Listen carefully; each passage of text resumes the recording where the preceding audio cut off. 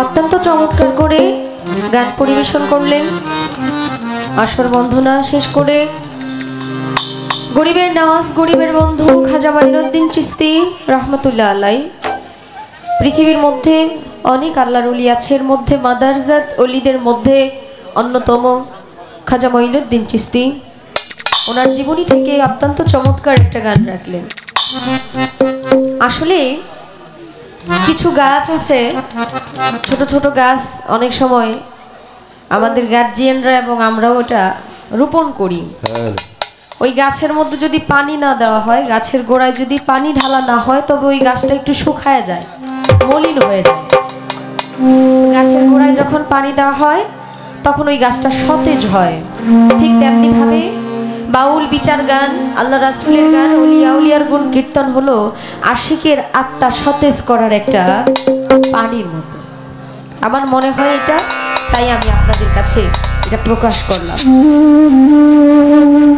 দুঃখ ভরা মন নিয়ে বলতে হচ্ছে, ভারতের কিংবদন্তি একজন তবলাবাদক আমাদের উস্তাদ জাকির হুসাইন কিছুক্ষণ আগে এই পৃথিবীর মায়া ত্যাগ করে চলে গেছেন। তো আল্লাহ পাক ওনার জায়গা ভালো করুক।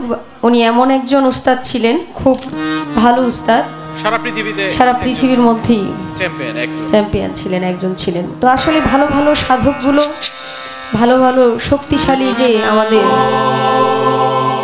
স্তম্ভগুলো, এগুলো কেমন যেন হারিয়ে যাচ্ছে। কার ডাক যে কখন চলে আসবে কেউ বলতে পারে না। তো ওনার যে সঙ্গীতের মধ্যে তার যে অবস্থান, এটা আমাদের মনে রাখতে হবে। তাকে শ্রদ্ধা জানাই এবং মালিকের কাছে দোয়া চাই, আপনাদের কাছেও দোয়া চাই। ওনার জন্য দোয়া রাখবেন, মালিক যেন ওনার অবস্থান, ওনার জায়গা ভালো রাখেন। আজকের ধারা গুরু এবং ভক্ত।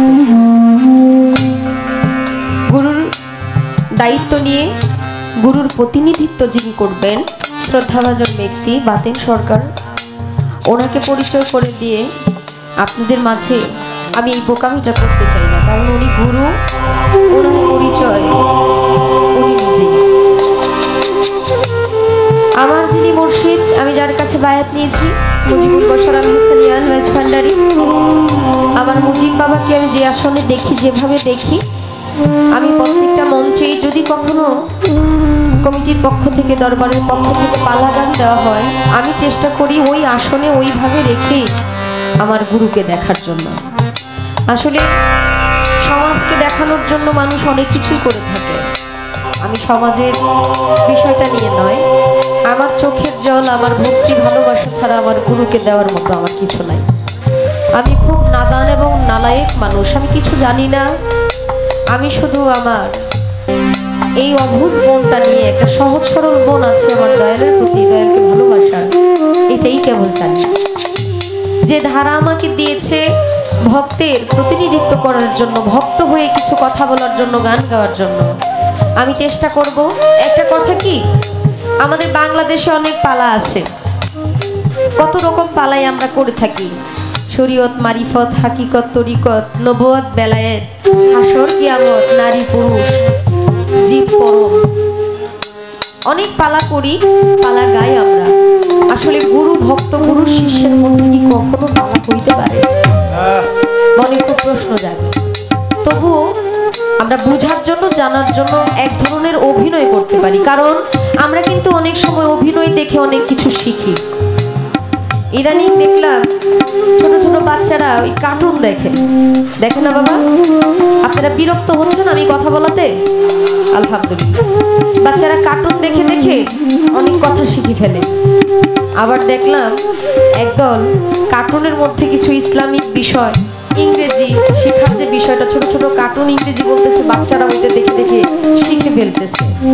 এই যে গুরু ভক্তের বিষয়টা, এই অভিনয়টা চালিয়ে যেতে হবে, তবে যেন আমাদেরকে দেখে অন্যান্য মানুষ এই তরিকার প্রতি একটু মনোযোগী হয় এবং শিখতে পারে, বুঝতে পারে। ভক্ত হওয়া সামান্য বিষয় না, ভক্ত হওয়া অনেক বড় বিষয়। আমি ভক্ত হব তো দূরের কথা, আমি তো মানুষই হতে পারি।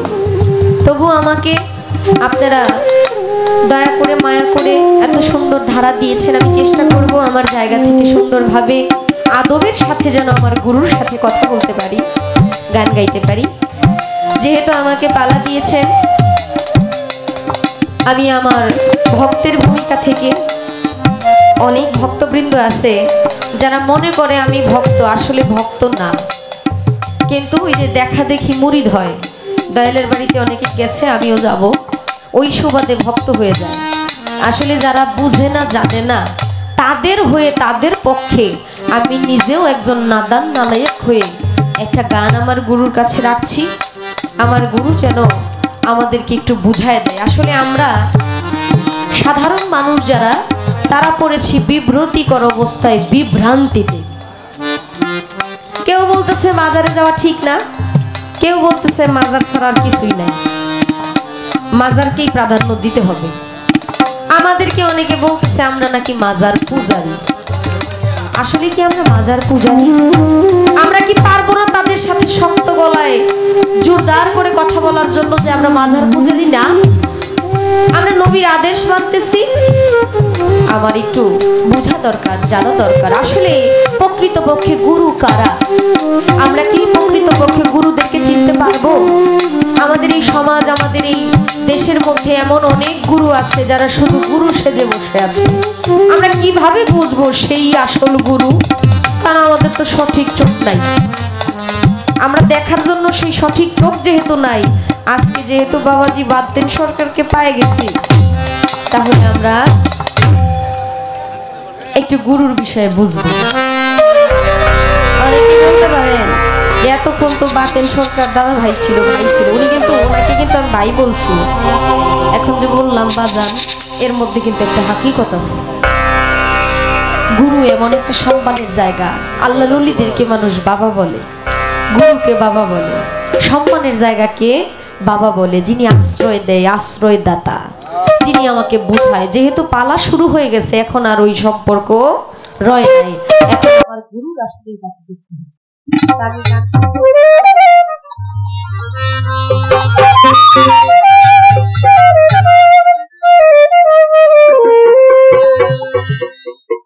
গুরু ধরা জিন্দা মারা, গুরু ধরা জিন্দা মরা, এই কথাটা জগৎ পুরা গুরু হবে কারা, গুরু হবে কারা, গুরু হবে কারা, হবে গুরু হবে কারা। গুরু ধরা জিন্দা মারা, গুরু ধরা জিন্দা মরা, এই কথাটা জগৎ পুরা গুরু হবে কারা, গুরু হবে কারা। গুরু হবে কারা, হবে গুরু হবে কারা।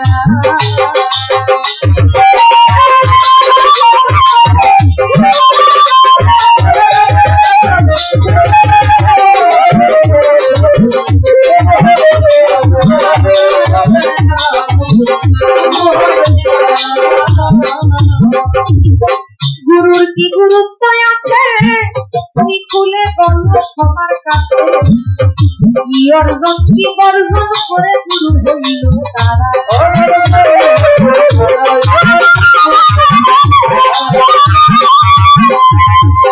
গুরু শব্দের অর্থ কি বা, গুরুর কি গুরুত্ব আছে খুলে বলো সবার কাছে, কি অর্জন কি বর্জন করে গুরু হইল তারা। গুরু শব্দের অর্থ কি বা, কিভাবে তোমাদের গুরু শব্দের অর্থ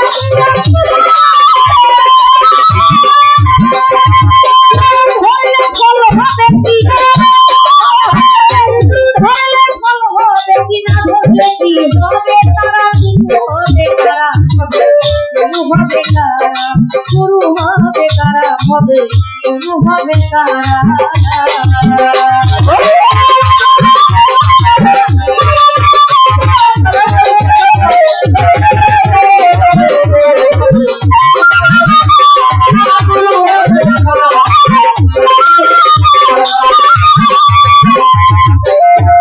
গরিব কোথা তুমি খুলে বলো তার বারোটা, কি জিনিস করিলে হাসি ভক্ত হব তোরা।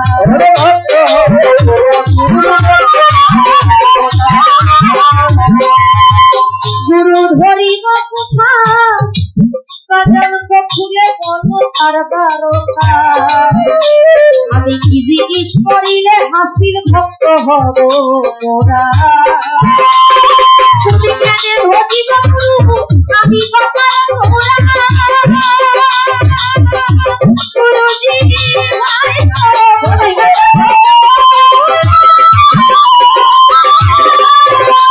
আমি আমার শুনি নাই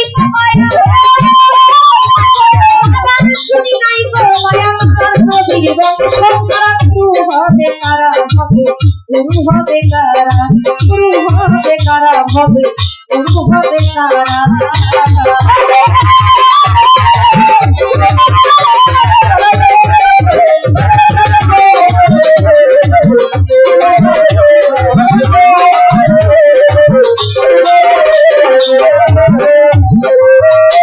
গুরু ধরি কথা বলে বলো তা কি জিনিস আমি কি জিনিস বর্জন করলে আমি ভক্ত হয়ে যাব আমার মনটা এমন একটা অবস্থানে আছে আমি ইচ্ছে করলে আমার মনকে কথা শোনাতে পারি আমি বলি যাও তুমি ডান দিকে চাইলে পাবো গুরুর হাতের হাত রাখলাম বায়াত দিলাম অথচ আমার মনটাকে আমি স্থির করতে পারলাম আমি কি জিনিস করলে কি কর্ম করলে কোন গুণে কিভাবে নিজের মধ্যে সাধন করলে আমার মনকে আমি স্থির করতে পারবো এবং আপনার ভক্ত হইতে পারবো আমি কি আমল করলে আমি শান্ত স্বভাবের হয়ে যাব আমি কিভাবে মানুষ হতে পারবো জানার নাম ধর্ম না মানার নাম নাকি ধর্ম আমি জানতে চাই মানতেও চাই আমি বুঝতে চাই আপনার কাছ থেকে আমি আজকের এই গান থেকে একটু হলেও জানতে চাই বুঝতে চাই শিখতে চাই যেন আমার মধ্যে একটু হলেও স্বভাব চরিত্রে একটু পরিবর্তন চাই আমার নবী করিম সাল্লাল্লাহু আলাইহি ওয়াসাল্লাম উনি বিদায় হজ শেষ করে গাধীরে খুম নামক স্থানে একটা বিদায় ভাষণ দিয়েছিলেন 1,25,000 সহযাত্রী ছিলেন আমার নবীর সাথে আমার বিদায় হজ শেষ করে এহরামের পোশাক পরিধান অবস্থায় ওই গাধীরে খুম নামক স্থানে বলেছিলেন আমি তোমাদের জন্য দুটি ভারী বস্তু রেখে যাচ্ছি একটা হলো আল কোরআন আরেকটা হলো আহলে বায়াত আহলে বায়াত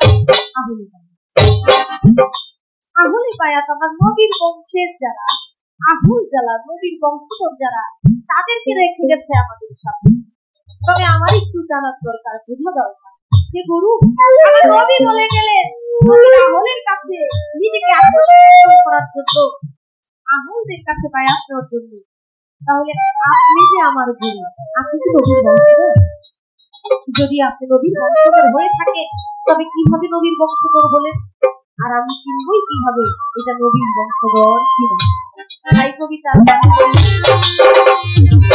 গুরু ধরিব কোথায় তুমি খুলে করলো কারবারতা জিনিস করিলে হাসি ভক্ত হব মোরা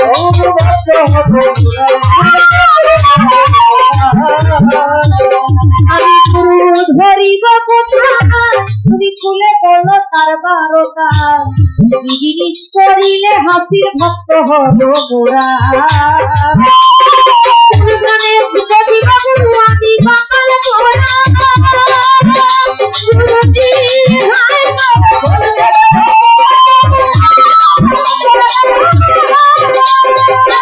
শুনি নাই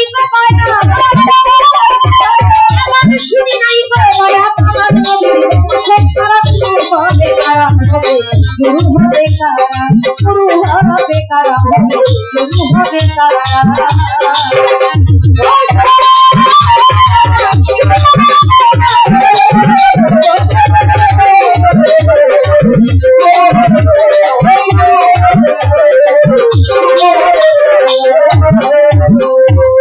গুরু হলো কোন বাজাতে তুমি খুলে বলো পুরাণ মতে কি বলেছে বর্তমানে ওলি আল্লাহ যারা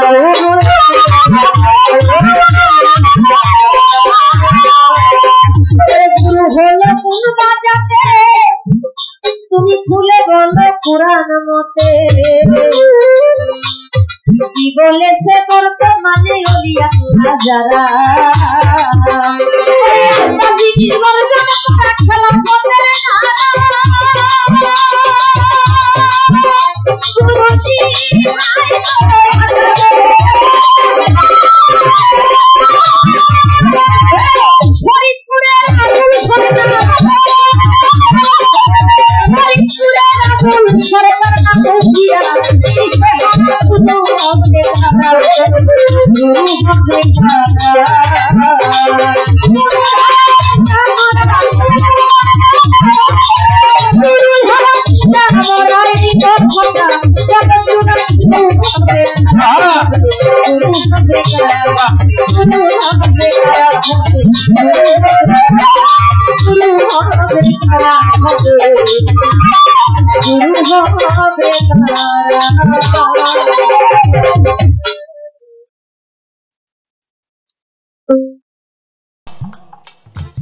উভয় শিল্পীর ব্যক্তিগত ভাব শেষ। আজকের পালা গুরু আর ভক্ত।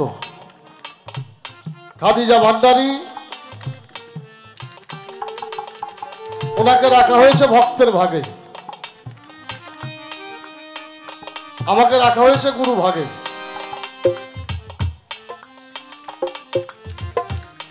আমি আমার মুর্শিদকে ডেকে ডেকে আহ্বান করি। আমি তো গুরু না, তার গুরু কথা যে সে যেন আমার রং শোনাতে বসে আপনাদের মাঝে উপস্থাপনা করে। যে দরবারে আসছি, শাহজাহান শাহ বাবার দরবার, জানে আলম শাহ বাবার দরবার, ওনারাই দরবারের মুর্শিদ। ভক্তি ভরে ডেকে ডেকে আহ্বান করি, তাদের কথা যেন তারাই বলে। মাধ্যম আমি প্রথমে দাঁড়িয়ে যে গান আর গানের সাথে যে কথাগুলি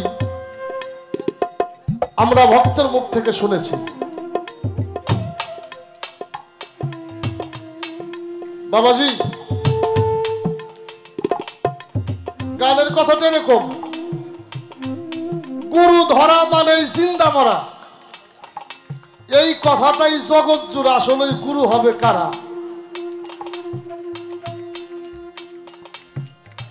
একটা তাজা মানুষ যদি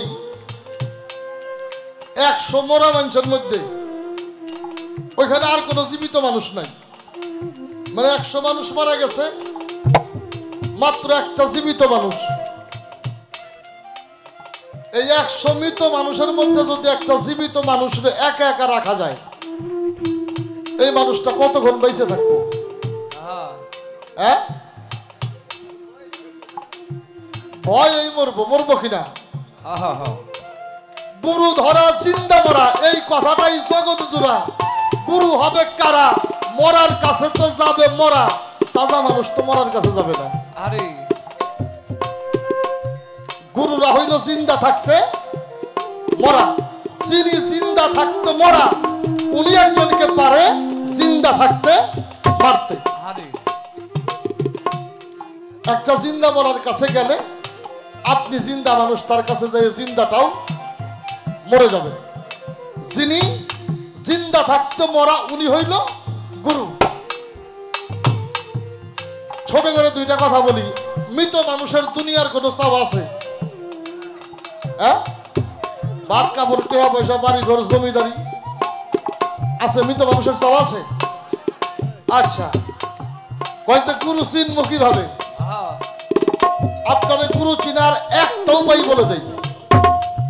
যেই মানুষটা নিম্ন মোহ ত্যাগ করে সদা সর্বদা ঊর্ধ্বমোহে বাস করে, অর্থাৎ এই পৃথিবীর চিন্তা, এই পৃথিবীর ধন সম্পদ, ইহাকে যারা বিমুখ করে একমাত্র আল্লাহর ভাবনায় নিজেকে উৎসর্গ করে আল্লাহর প্রেমে, আল্লাহর নামে ডুবে মরে গেছে, তারা হইল গুরু।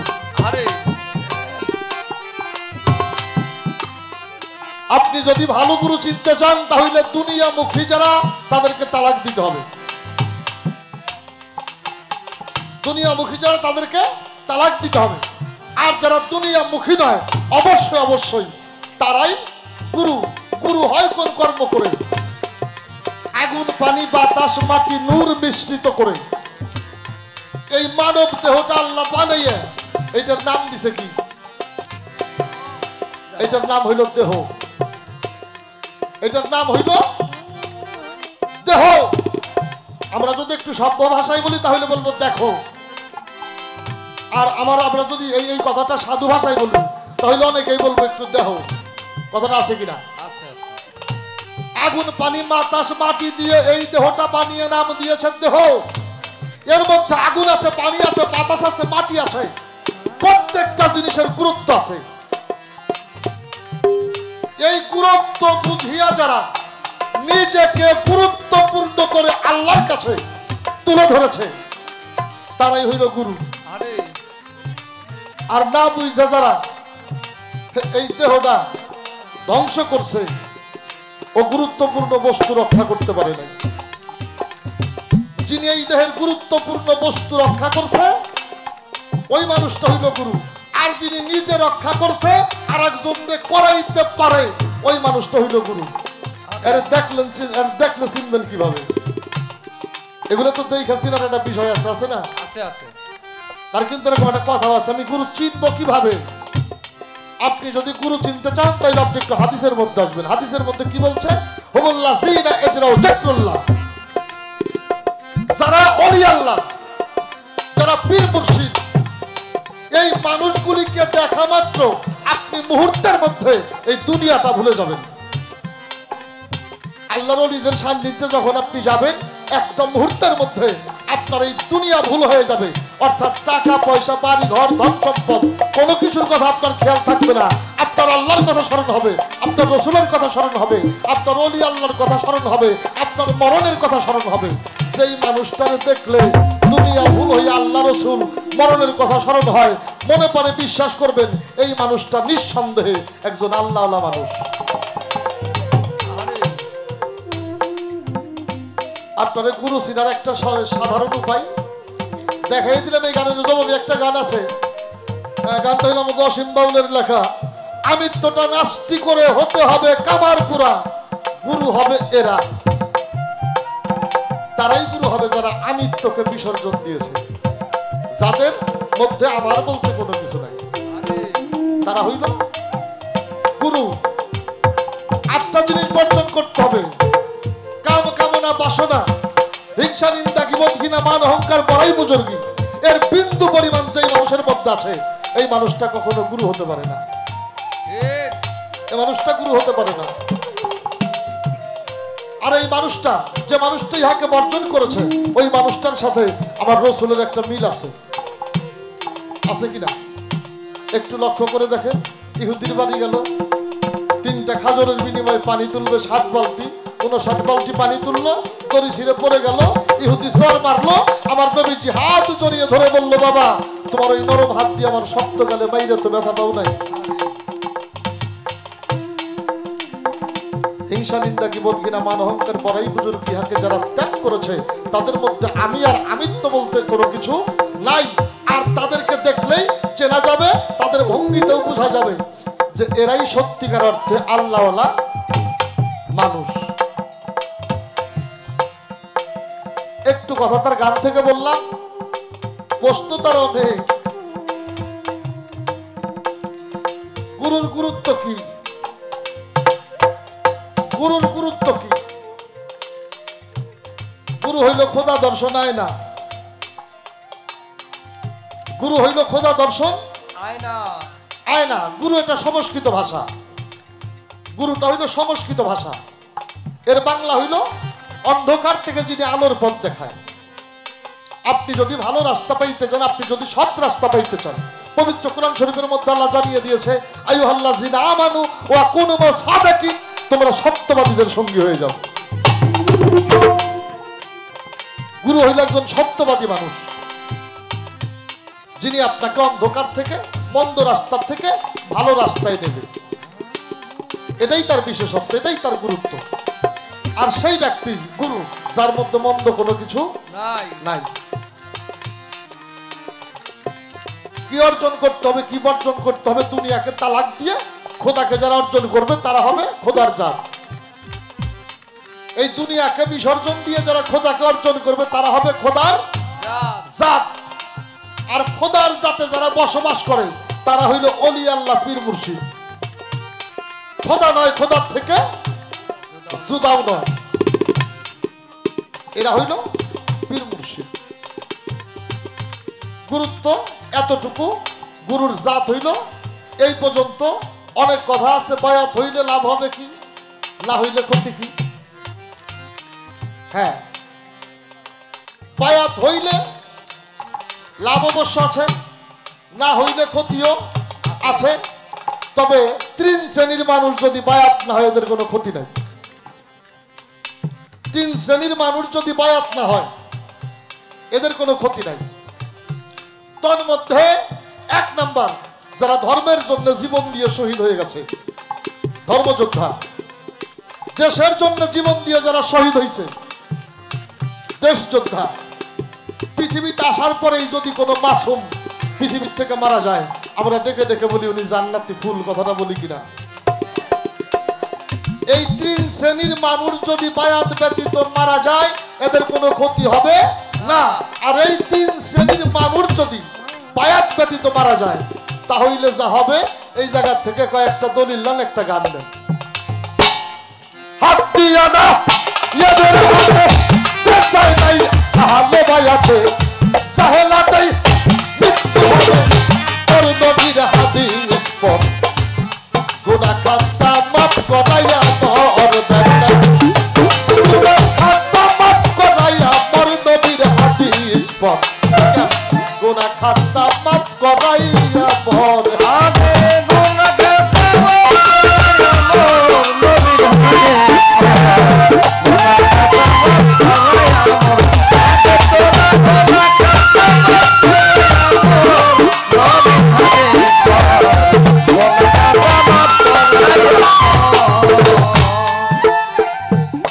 এখানে কিন্তু নিজস্ব কোনো কথা নেই। হাত দিয়ে নায়েবের হাতে, পীরেরা হইল নবীর নায়েব, নায়েবের রসুল যারা তারা হইল পীর মুর্শিদ অলি আল্লাহ। এই গানটার মধ্যে কবি রাখলেন, হাত দিয়ে নায়েবের হাতে যে যাই নাই আহলে বায়াতে, জাহেলাতে মৃত্যু হবে তোর নবীর হাদিস পর। গুনাহ খাতা মাফ করে এমন, এই কথাই কবি বলে নাই, এটা আল্লাহর রাসূল বলেছে। ও মানে মা তালাই সাবিয়াল্লাহ তুফি মাই তাফি জাহেলিয়া, তাহলে বায়াত ব্যতীত যারা মৃত্যুবরণ করবে না জাহেলিয়াতের মৃত্যুবরণ করবে।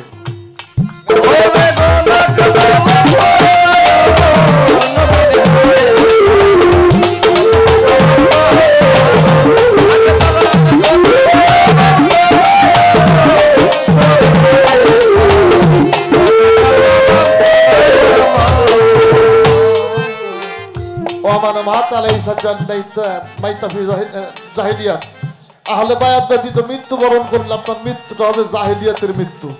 আপনি বায়াত পড়বেন না পড়বেন এটা আপনার একেবারেই একান্ত ব্যাপার। এই জায়গায় আমার কোনো মাতবাড়ি নাই, আর আমি করলেও হবে না। হবে না কেন? আল্লাহ যদি কোনো বিষয়ের ফয়সালা করে, এই পৃথিবীর সমস্ত দলিলাদি দিয়ে আল্লাহর একটা কথা বাতিল করা যাবে? না না হ্যাঁ, পৃথিবীতে এমন কারো ক্ষমতা আছে আল্লাহর উপর দিয়ে মাতবাড়ি করে? নাই নাই। পবিত্র কোরআন শরীফ সূরা কাহাফ 17 নম্বর আয়াত আল্লাহ ডেকে ডেকে জানিয়ে দিলেন, আমি আল্লাহ যাকে হেদায়েত দান করি সেই হেদায়েত প্রাপ্ত। আমি আল্লাহ যারে হেদায়েত দান করি না ও হেদায়েতের জন্য কোনো পথ প্রদর্শক মুর্শিদ পাবে না। তাহলে অবশ্যই অবশ্যই যারা বায়াত গ্রহণ করে তাদেরকে বুঝতে হবে স্বয়ং আল্লাহ নিজে তাদেরকে হেদায়েত করেছে, এই জন্য হেদায়েতের জন্য একজন মুর্শিদ দিয়েছে। আর আল্লাহ যারা হেদায়েত করে নাই ওর জন্য কোনো পথ প্রদর্শক মুর্শিদ রাখে নাই। এখন আমার মতো মানুষ চিন্তা করতে পারে, তাহলে তা আল্লাহ আমার জন্য মুর্শিদ রাখে নাই, আমার দোষটা। আল্লাহ কইছে আমি তোমার হাত দিছি, আমি তোমার পাও দিছি, আমি তোমার চোখ দিছি, আমি তোমার মস্তিষ্ক দিছি, আমি তোমার হৃদয় দিছি। পাও আছে চললা না, হাত আছে ধরলা না, চোখ আছে দেখলা না, হৃদয় আছে অনুধাবন করলে না, মস্তিষ্ক আছে ভাবলা না, চাইলে বুঝাও যেই মানুষটা না বুঝার ভান করলো আল্লাহ বলছে বাল হুয়া আদাল, তুই চার পায়া জানোয়ারের চাইতেও খারাপ।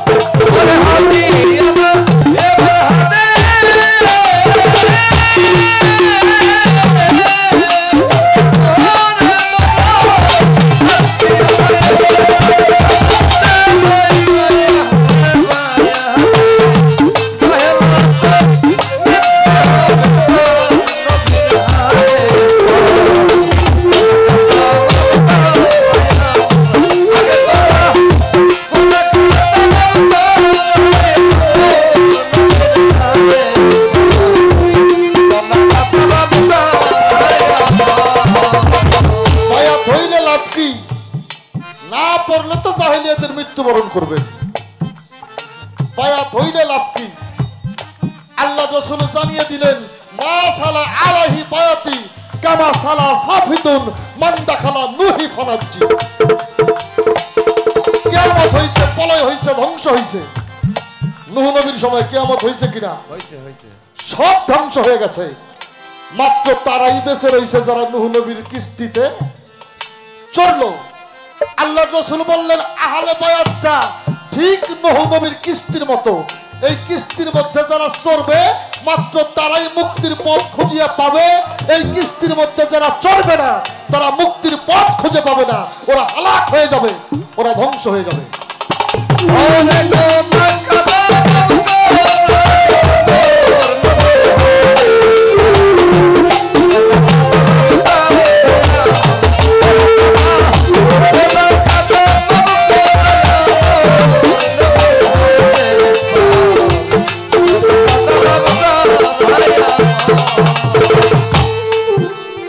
ভবের পারে থাকতে তাজা মাপ কইরা দাও উদার উধার, কবর হইতে উঠিবে হাসর নবীর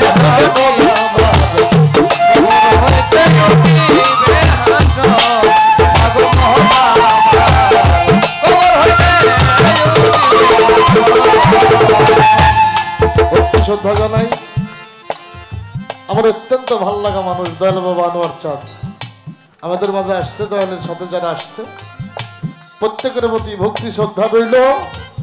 বায়াত না হইলে জাহেলিয়াতের মৃত্যুবরণ করবেন, বায়াত হইলে অবশ্যই অবশ্যই মুক্তির পথ খুঁজিয়া পাবেন।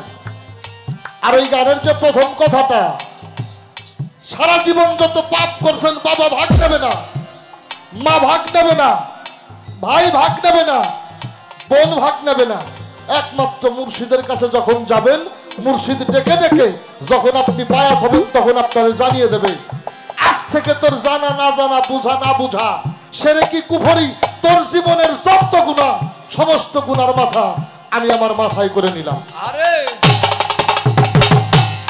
সারা জীবন যত পাপ করছেন সমস্ত পাপের বোঝাটাও আপনার মুর্শিদ মাথায় করে নিয়ে নেবে। তারপরেও যদি আপনি লাভ না পান আমার আর কিছু করার নেই।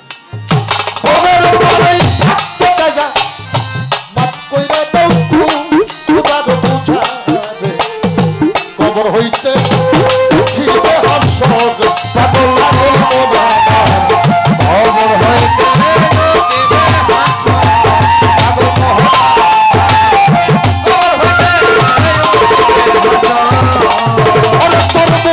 যদি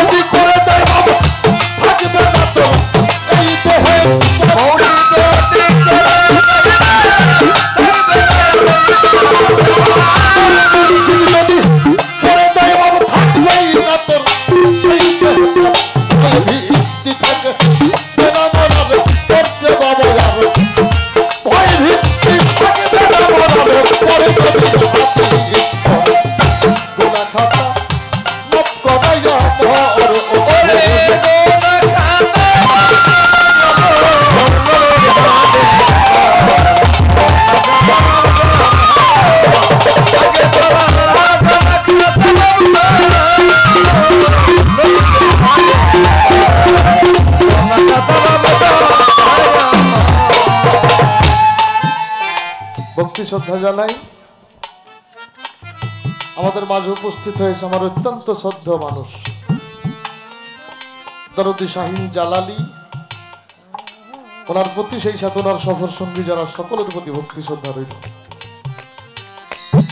ভবের পারে থাকতে তাজা, পীরের হাতে হাত দেব না, পিছের কুদায়া আর রবে না, সামনে তাহার হুকুম তাজবি কর, পাগল হবে না, সামনে তাহার হুকুম তাজবি কর, পাগল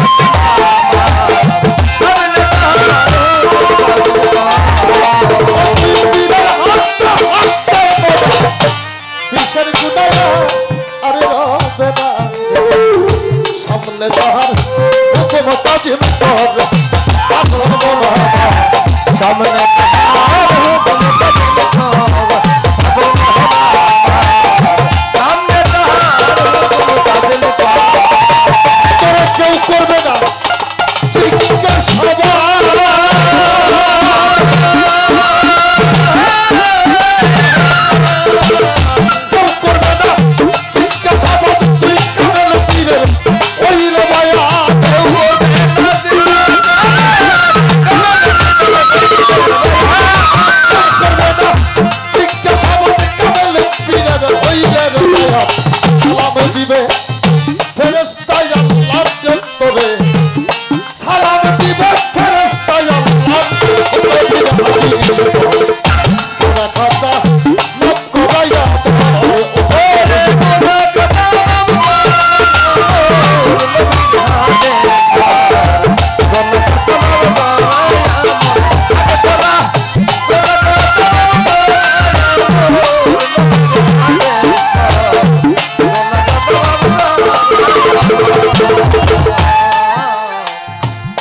কোরআনেরই কথা দিয়া গান লেখছে ভাই হাসান মিয়া, দয়া লইয়া খাজা ইসরাইল শাহ, পাগল মোরা দয়া লইয়া খাজা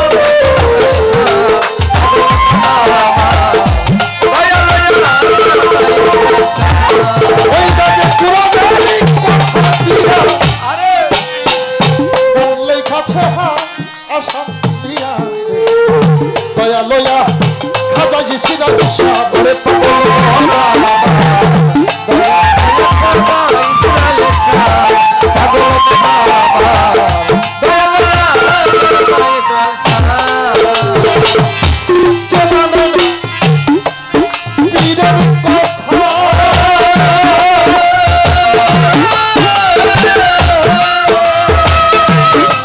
জানালেন পীরের কথা, সেই দেয় নবীর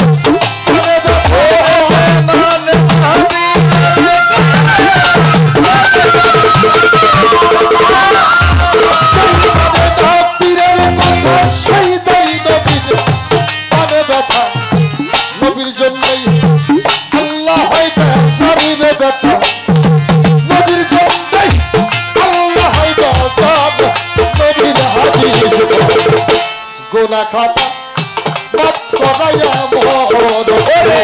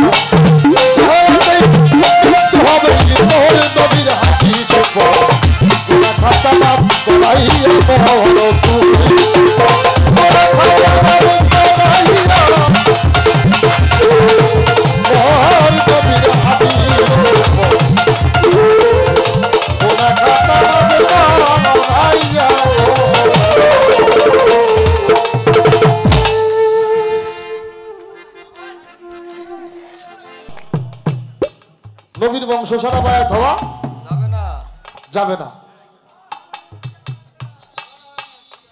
শাকিল মোল্লা নাতি আরো 100 টাকা দিয়ে ভাইকে পুরস্কৃত করেছে। দরদের প্রতি সালাম শ্রদ্ধা জানাই। নবীর বংশ ব্যতীত বায়াত হওয়া যাবে না। এখন বিষয় হলো বাবা আবু জাহিল তো নবীর বংশ। আবু জাহিল নবীর বংশ না? খালি নবীর বংশ হইলেই তার কাছে বায়াত হওয়া যাবে না। বায়াত তার কাছে হইতে হবে আহলে বায়াতের সাথে যার মহব্বত আছে।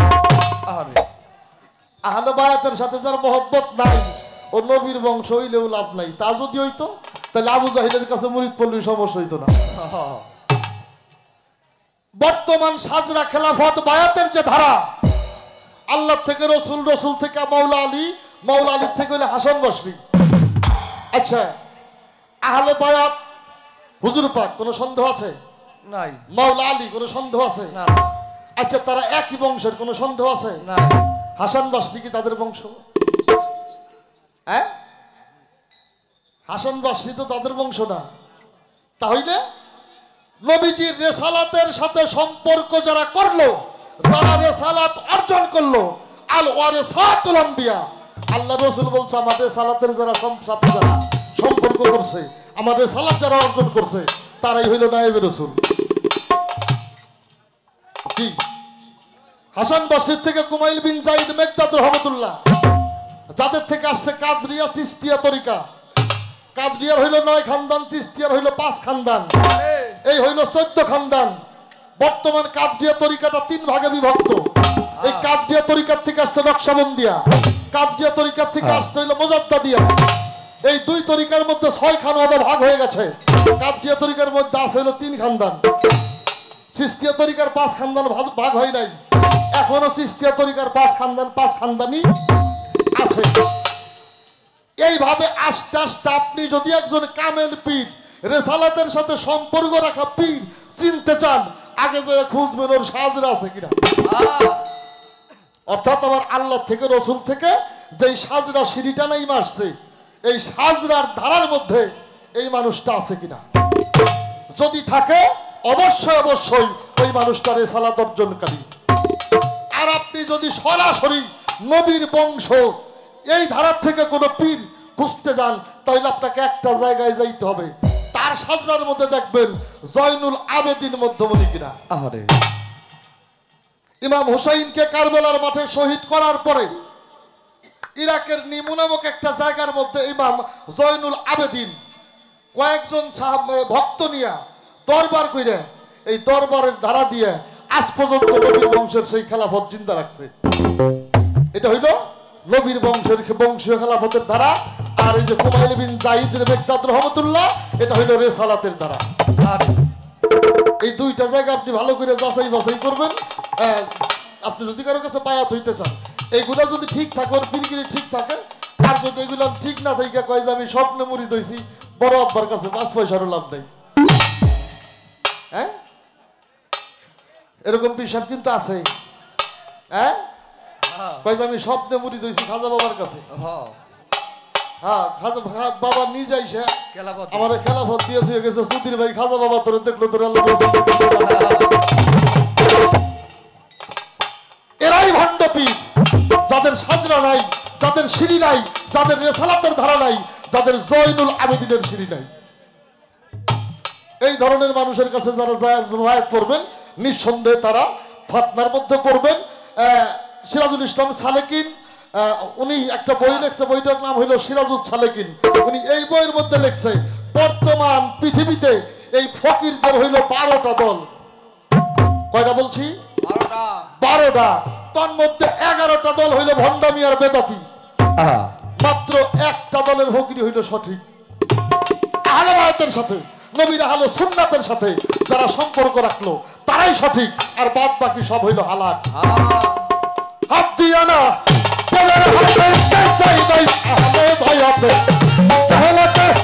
মৃত্যু হবে তো নবীর হাদিস মুলাকাত আমার সবাই আমার ও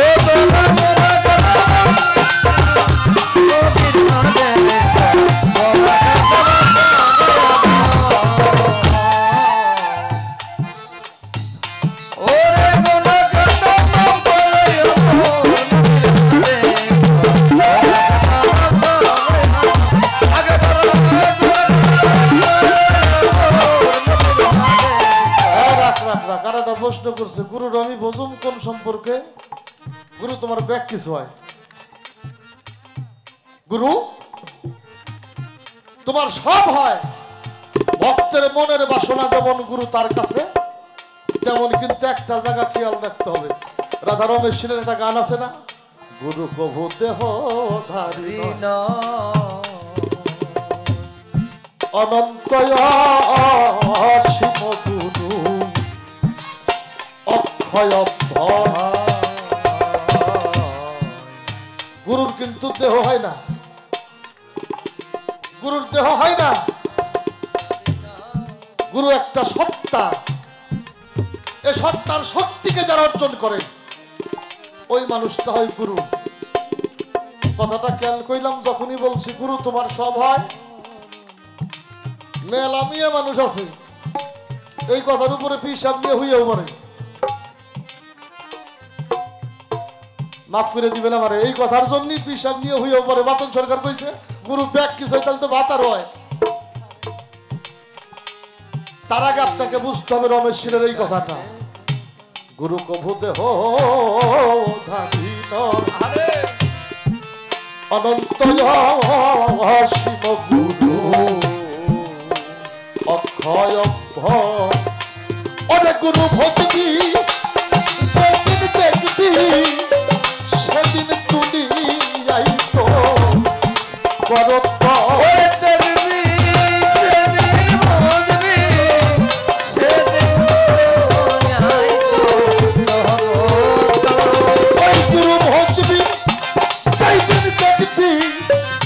সেই দিনেই তুলি আইতো করতল গুরু নামে বিশ্বাস রেখেছ দেখবি নামে কত ফল দেখবি নামে কত ফল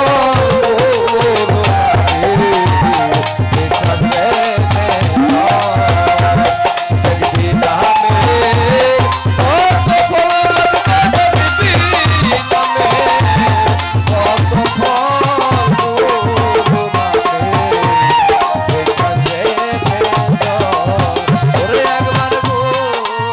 গুরু নাম যার সার হয়, এ নাম ভক্তি বিশ্বাসে যে জপে তার সামনে সে রূপ দাঁড়ায়। যে রূপ দাঁড়ায় সেটা স্বরূপ। যে রূপ পাইলে আর কিচ্ছু পাওয়ার দরকার নাই। মানে আরাফা নাফসাহু ফাকাত আরাফা রাব্বাহু, সব পাওয়া হয়ে যাবে। যে সব পায় সে রব পায়, আর যে রব পায় তারা তো দূরে খোঁজাখুঁজির দরকার নাই। আমি আমার ভক্ত খাদিজা ভান্ডারীকে ধন্যবাদ জানাই, যে মানুষটিকে মাধ্যম করে আপনাদের সামনে এসে দাঁড়িয়েছি, আমার মনির দাদা ভাই। আমি যখন ঘরের থেকে বেরিয়ে আসবো তার কিছুক্ষণ আগে ওনার সহধর্মিনী আমারে বলছে, দাদা ভাই এই একটা গান আমারে শোনাইতে হবে। যে গানের কথা উনি বলছে ওনার পোস্টের জায়গা থেকে এই গানটাই এখন আপনাদের মাঝে উপস্থাপন করতে হবে। গানটা শোনেন। যার সাথে নাই যার সাথে নাই, যার সাথে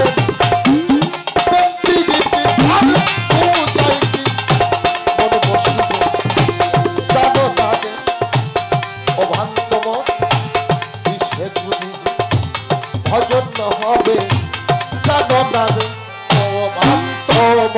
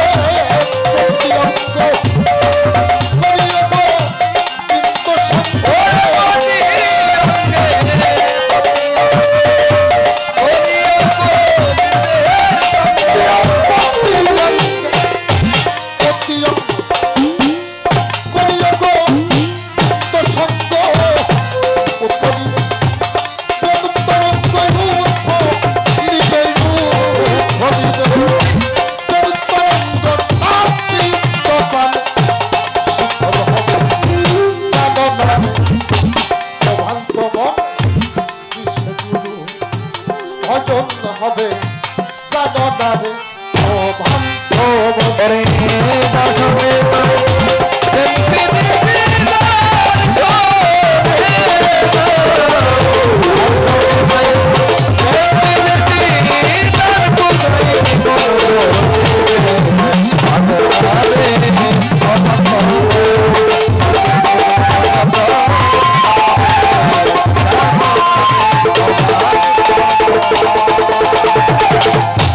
যার সাথে যা ভালোবাসা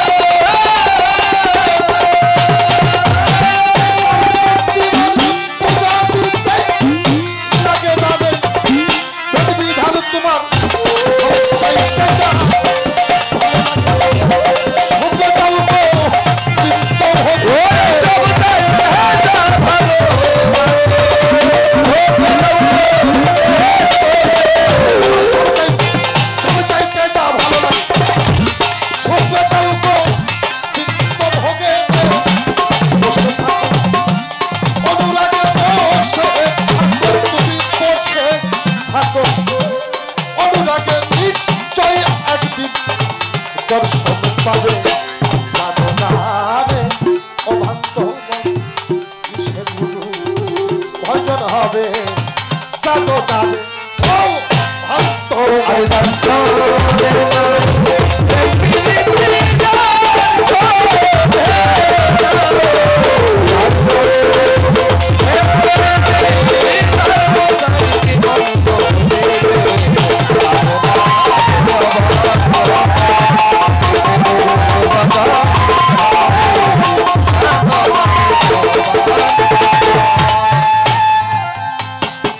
সোহাগে কাছে নিয়ে প্রিয় কিনে প্রিয়